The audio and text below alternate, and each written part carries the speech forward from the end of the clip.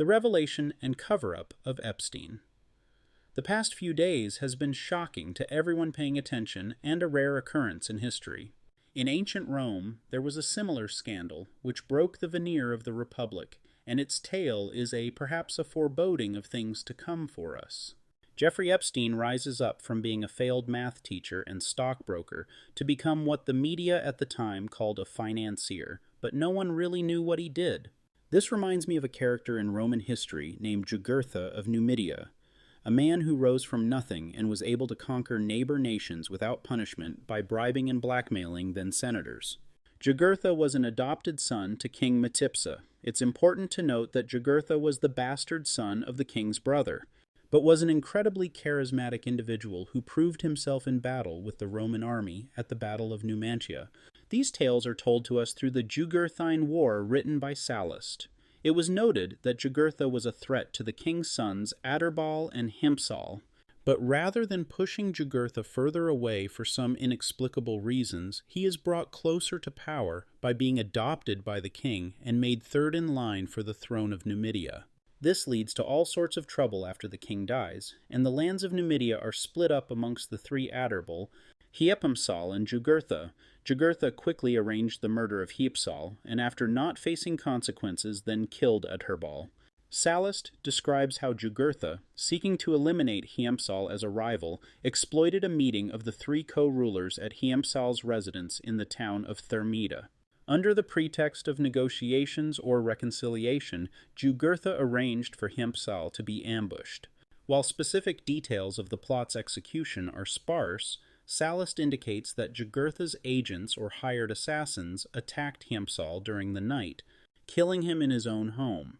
The assassination was swift and calculated, likely involving treachery to catch Hiempsal off guard, as he was the younger and more vulnerable of the brothers. Adherbal was obviously crazy upset and fearful for his own life. He appealed to Rome for help and justice.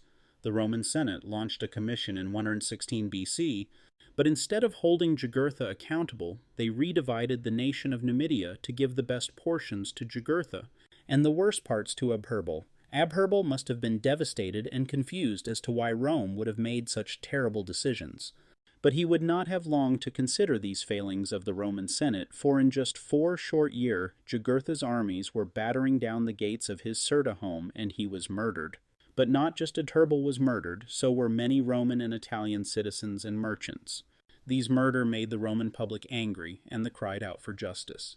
Their cries for justice so great that the Senate was forced to send a commission to investigate, but Jugurtha bribed the senators heavily. They reported back to Rome that diplomatic measures to control Jugurtha should be followed rather than military action to punish him.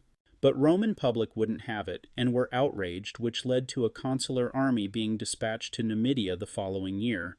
And you guessed it, Jugurtha bribed the consular army, and instead of fighting, they became allies. The people of Rome were pissed. Rome launched another army with a much less corruptible leader who finally captured Jugurtha and brought him to Rome for justice. To obtain this result, the public outrage of Romans was constantly pushing up against the Senate's dysfunction caused by corruption. Romans became more aware that their government had been bought and paid for by a foreign entity and no longer served Roman justice, but instead foreign interests. This revelation was proven year over year as the public observed Jugurtha's corrupt practices, protected by political rhetoric, legal proceedings, and circumstantial evidence. Jugurtha's assistant and accomplice in Rome was Bamilcar, who was busy arranging the assassination of a Numidians in Rome and paying off senators. He was arrested and put on trial for what the public believed to be an open and shut case. But many senators and tribunes intervened in the process, allowing Bamilcar to escape justice on technicality. This miscarriage of justice emphasized to the Roman public that the rot of corruption had spread through the entire republic. The crimes of Epstein and of Jugurtha are not the same, but the similar consequences are striking. There are victims or Jeffrey Epstein who were told he was the King of America when meeting him. Both Jugurtha and Epstein survived multiple attempts of justice being held against them, and both used their bribery and blackmail in order to achieve the means to their ends. The key takeaway was that both the Roman and American republics had become corrupt for decades unbeknownst to their populace. It was the Jugurtha affairs, like the Epstein affairs, that made it known that the government could no longer be trusted or relied upon to execute justice or protect republic values. In Rome, these losses lead to major changes in public perception, which led to changes in voting and politics. The public forced the creation of the Quaestio de Pecuniis Repetundis, Court for Extortion and Corruption, around 111 BC, which investigated senatorial misconduct. Public anger influenced voting in the Comitia Tributa, tribal assembly, where plebeians elected reformist tribunes to challenge senatorial authority. This set a precedent for populist agitation in elections. The changes of public voting after the Jugurtha controversy led to a massive divide between the rich and powerful of Rome, which were called the optimates, and the popular middle class who wanted genuine reform, called the populares. Future elections saw more and more populares elected to entry-level positions who pushed for legal, justice, and land reforms, which challenged the ruling optimates. These deep fissures in the Republic's political landscape led the Roman civil wars between Sulla and Marius. These wars then paved the road for Julius Caesar to enter and reform the crumbling Republic into the empire. But what will happen today considering Epstein? The mistrust in government, Trump, the MAGA movement, foreign allies like Israel, is difficult to fully grasp at this time.